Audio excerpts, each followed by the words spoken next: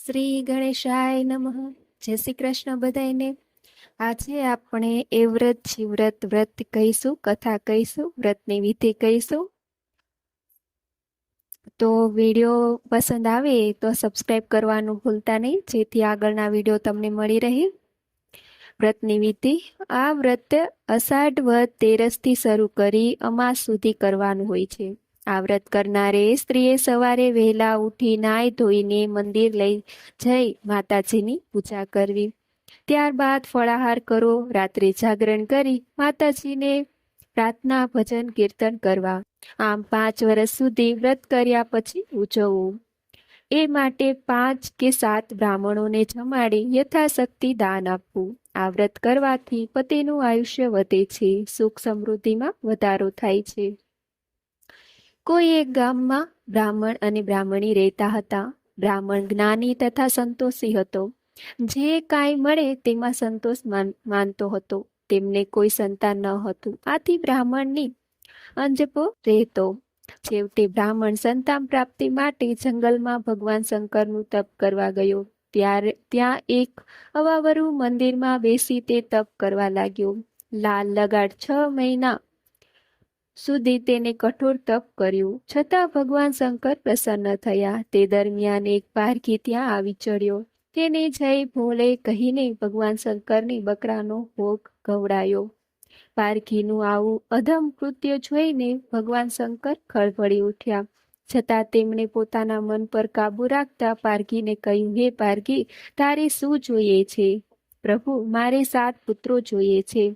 તથાસ્તુ, તારી ઈચ્છા ફળીભૂત થશે. પારઘી વરદાન મેળવી ત્યાંથી ચાલ્યો ગયો. બ્રાહ્મણ આ ઘટના જોઈ આશ્ચર્ય પામ્યો. ભગવાન શંકર અન્યાયી લાગ્યા. તે મનમાં વિચારવા લાગ્યો કે હું 6 દિવસથી મોંમાં અન્ન જળ નાખ્યા વગર અઘોર તપ કરું છું, છતાં ભગવાન મારા પર પ્રસન્ન થતા નથી. જ્યારે પારઘી બકરાની હત્યા કરી પાપ આચરે છે, છતાં તેને ભગવાન દર્શન આપે છે અને મોં માંગ્યું વરદાન આપે છે.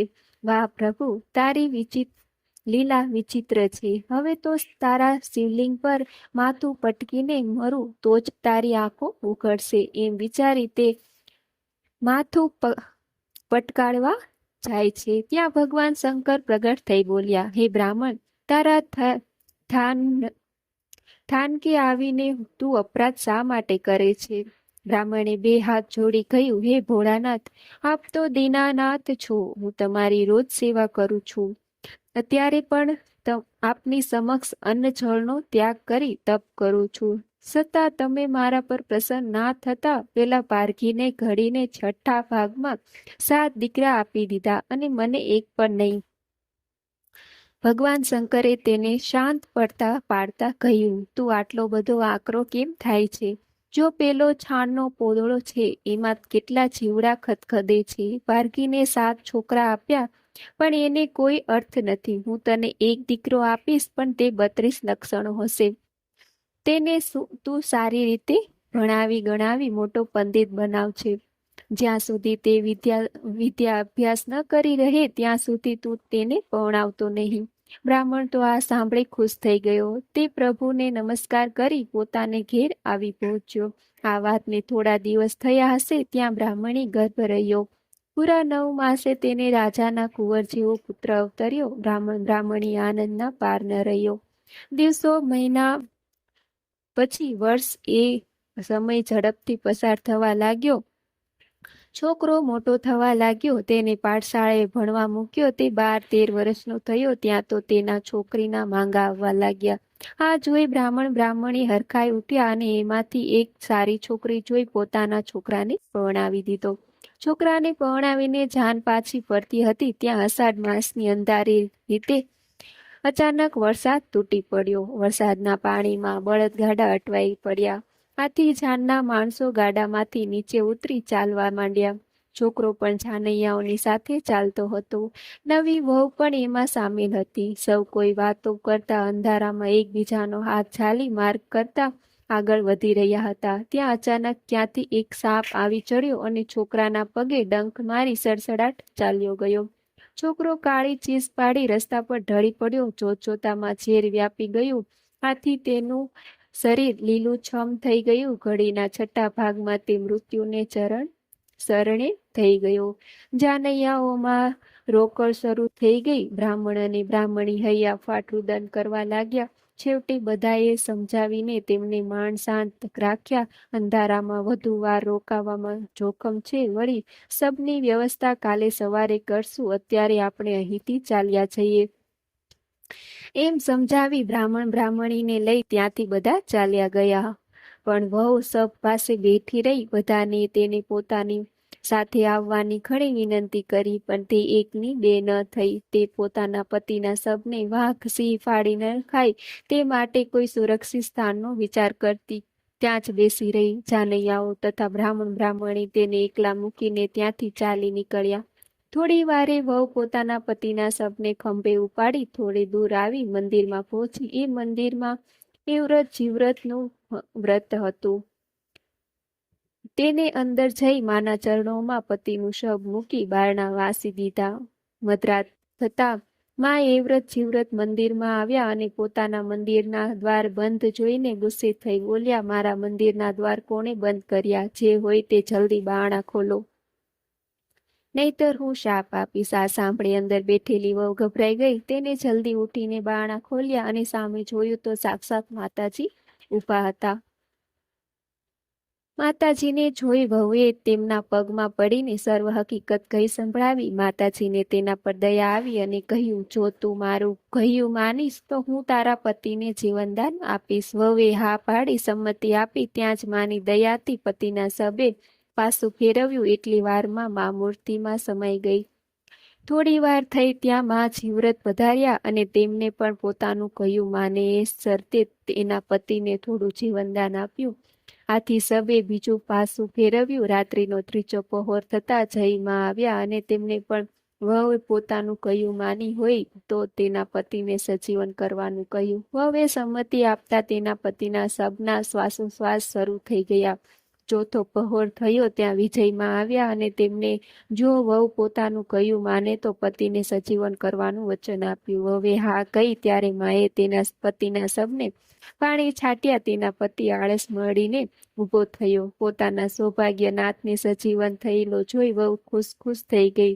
તેનો પતિ પણ સંઘળી વાત જાણી ખુશ થયો. ત્યારબાદ પતિ પત્ની માને પગે લાગીને ત્યાંથી પોતાના ઘેર પાછા ફર્યા.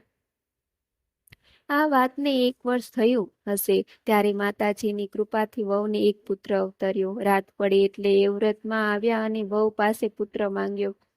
વહુ માતાજીને બોલે બંધાઈ હતી, તેથી વગરમાં આનાકાની નહીં તેને છોકરાને માના હવાલે કરી દીધો. બીજે દિવસે સાસુએ પુત્રને પારણામાં ન જોતા વહુને પૂછ્યું, વહુ દીકરો ક્યાં ગયો? બિચારી વહુ શું બોલે? આથી સાસુને થયું કે આ વહુ ડાકણ લાગે છે અને તે જ બાળકને ખાઈ ગઈ હશે. સાસુ વહુમાં ત્યાંથી કંકાસ શરૂ થયો. વહુએ ફરીવાર પેટ માંડ્યું. ફરીવાર પણ પુત્રો અવતર્યો. રાત્રે જીવ્રતમાં તેના બીજા પુત્રને લઈ ગયા. સાસુને થયું કે નક્કી મારી વહુ ડાકણ જ છે. આથી ત્રીજી વાર જ્યારે વહુએ પુત્ર અવતર્યો ત્યારે તેઓ જાતે પુત્રની ચોકી કરવા લાગ્યા અને પરંતુ રાત્રે જયામાં આવ્યા અને તેમને ઉગાડી દીધા અને પુત્રને લઈ ગયા. વહુને ચોથી વાર પણ પુત્ર અવતર્યો. આ વખતે સાસુએ પુત્રને રક્ષણ કરવા માટે રાજાને બોલાવ્યો હતો. રાજા ઉઘાડી તલવારે પુત્રનું રક્ષણ કરતો હતો અને વિજયામાં ક્યારે આવીને ચોથા પુત્રને લઈ ગયા રાજાને ભાન ન રહ્યું. રાજા સમજી ગયો કે આમાં વહુનો વાંક નથી, આ તો હકીકત દેવીનો ચમત્કાર છે. આ રીતે વહુએ પોતાનું સૌભાગ્ય અખંડ રાખવા 4 દીકરાઓનો ભોગ આપ્યો. બધાની નજરમાં ડાકણ ઠરી છતાં તેણે આ વાતનું રહસ્ય કોઈને જણાવવા ન દીધું અને ચૂપચાપ ગાળો અને અપમાન સહન કરી પોતાનો જીવન વ્યવહાર નિભાવી ગઈ. 5મી વાર વહુને પુત્રને બદલે પુત્રી અવતરી. વહુને સંતોષ થયો, કારણ કે ચારેય માતાજીએ ફક્ત પુત્રોની માંગણી કરી હતી, માટે તેઓ હવે આ પુત્રીને લેવા નહીં આવે. આ પુત્રી પોતાની પાસે જ રહેશે અને એ જાણી વહુ ખુશ થઈ ઉઠી. તેને ગોરાણી કરવાનું મન થયું અને બીજે દિવસે સવારે નાહી ધોઈને ચારેય માતાજીઓને પોતાની ત્યાં ગોરાણી તરીકે જમવા આવવાનું આમંત્રણ આપી દીધું. બપોરના 12 વાગ્યા એટલે ચારેય માતાઓ સોળ શણગાર સજીને વહુને ત્યાં જમવા પધાર્યા. વહુએ ખૂબ જ પ્રેમ અને ભક્તિથી તેમને જમાડ્યા. તે વખતે અચાનક ઘોડિયામાં સૂતેલી દીકરી રડી ઉઠી. આ સાંભળી ચારેય માતાજીઓ બોલી ઉઠ્યા, આ છોકરી કેમ રડે છે? વહુએ કહ્યું, એને રમાડવા માટે કે છાણી રાખવા માટે કોઈ ભાઈ નથી ને, માટે રડે છે. આ સાંભળી ચારેય માતાજીએ વહુ પર પ્રસન્ન થઈ અને તેઓ લઈ ગયેલા ચારેય પુત્રો વહુને પાછા આપ્યા અને સૌને દીર્ઘાયુષ્યના આશીર્વાદ આપી ચાલ્યા ગયા. આ દ્રશ્ય જોઈ સાસુજીની આંખો ફાટી ગઈ. તેઓ પોતાની વહુને આજ સુધી ડાકણ માનતા હતા, પણ આજના પ્રસંગથી તેમના મનનું સમાધાન થઈ ગયું. વહુએ પણ સાસુની બધી જ વિગતવાર વાત કહી સંભળાવી. સાસુના મનમાં વહુ પ્રત્યે અનેક ગણું માન વધી ગયું. આખા ગામમાં તેના ગુણગાન ગવાવા માંડ્યા. સાસુ વહુને ભેગા મળીને આ એવ્રત જીવ્રતનો મહિમા વધારી દીધો. સૌ કોઈ તેમનું વ્રત કરવા લાગ્યા. જય માં એવ્રત, જય માં જીવ્રત, જય માં જયા, જય માં વિજયા.